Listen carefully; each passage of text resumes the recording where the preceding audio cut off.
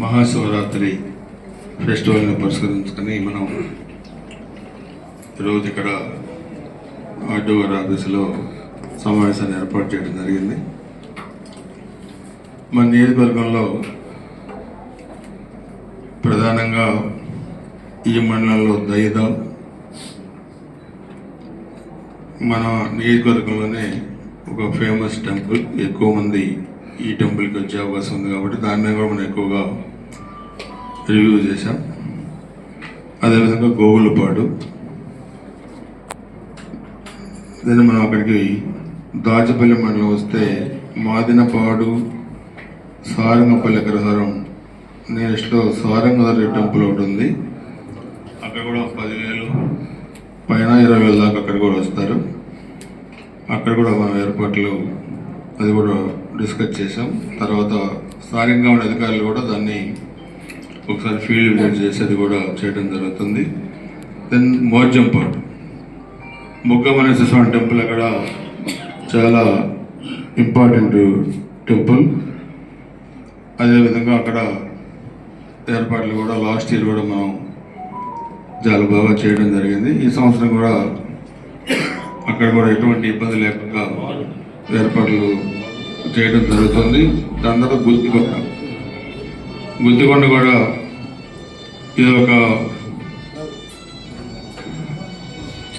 Important, మనకి టూరిజంలో చాలా important place ఇది.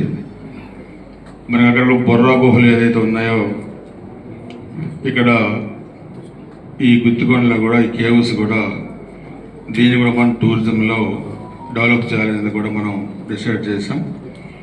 సో ఇక్కడ కూడా శివరాత్రికి పెద్ద ఎత్తున భక్తులు కూడా వస్తారు కాబట్టి ఇక్కడ కూడా తగిన ఏర్పాట్లు కూడా చేయటం జరుగుతుంది. సో ఈ అన్ని టెంపుల్స్ కూడా మనం దాదాపు 15 రోజుల ముందుగా పెట్టుకొని ఏర్పాట్ల గురించి మనం డిస్కస్ చేశాం కాబట్టి మరి దీంట్లో గౌరవ ఆర్డీఓ గారు మురళి గారు, అదేవిధంగా డిఎస్పీ గారు జగదీష్ గారు, డిస్ట్రిక్ట్ డెవలప్మెంట్ ఆఫీసర్ గబ్బరు నాయక్ గారు, అదేవిధంగా tahsildars and MPDOs, endowment EOs and electricity, RTC, అదేవిధంగా మిగతా డిపార్ట్మెంట్స్, ప్రజాప్రతినిధులు అందరూ కూడా ఈ కార్యక్రమంలో పాల్గొన్నారు. ఆర్డీఓ గారి అధ్యక్షతన.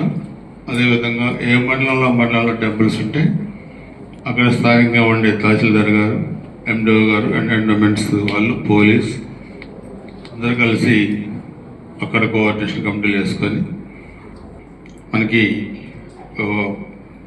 బడ్జెట్ కూడా పెద్ద ఇబ్బంది ఏమి ఉండదు. ఎక్కడ ఏర్పాట్లలో రాజీ వద్దు, ఎక్కడ ఏర్పాట్లలో కూడా మనం ఇబ్బంది పడద్దు. ఇవన్నీ మనం చేసి ఉన్న సబ్జెక్ట్స్ కాబట్టి దీంట్లో ఎక్కువ ఇబ్బంది పడే అంశాలు కూడా లేవని చెప్పు